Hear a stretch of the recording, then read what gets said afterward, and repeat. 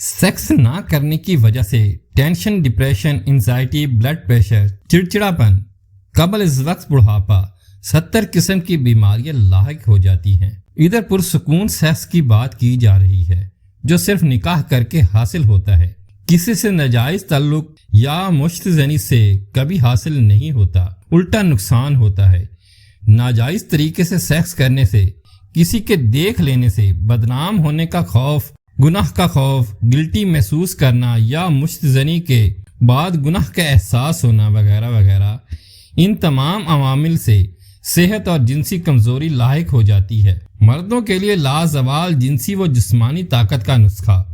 इंसान दिल का बखील नहीं होना चाहिए, क्योंकि इंसान के पास अगर दौलत की फरावानी हो तो उस दौलत से इंसानों का भला होना चाहिए। अगर इल्म है तो उससे भी बनी नू इंसान की भलाई होनी चाहिए। इल्म से इस तरह भलाई हो सकती है कि इल्म को फैलाया जाए और दूसरों को सिखाया जाए ताकि चिराग से चिराग जले। जेल में एक ही नुस्खा लिखा है और आप भी इस नुस्खे को ज्यादा से ज्यादा शेयर करेंगे ताकि बनी नू इंसान का भला हो सके। तिब्ब यूनानी में ताकत के ऐसे नुस्खे होते हैं जिनको अगर मौसम सरमा में इस्तेमाल कर लिया जाए तो मर्दों के लिए लाजवाल जिनसी व जिस्मानी ताकत का बाइस बन जाते हैं। मर्दों के लिए लाजवाल जिनसी व जिस्मानी ताकत क्या है, इसकी वजाहत मैं कर दूं। बाज़ औक़ात मर्दों को किसी भी किस्म का कोई ऐसा आर्जा लाहक हो जाता है जिससे ताकत में कमी आ जाए, तो इस नुस्खे को 40 दिन इस्तेमाल करने से आप पहले जैसी ताकत हासिल कर लेते हैं।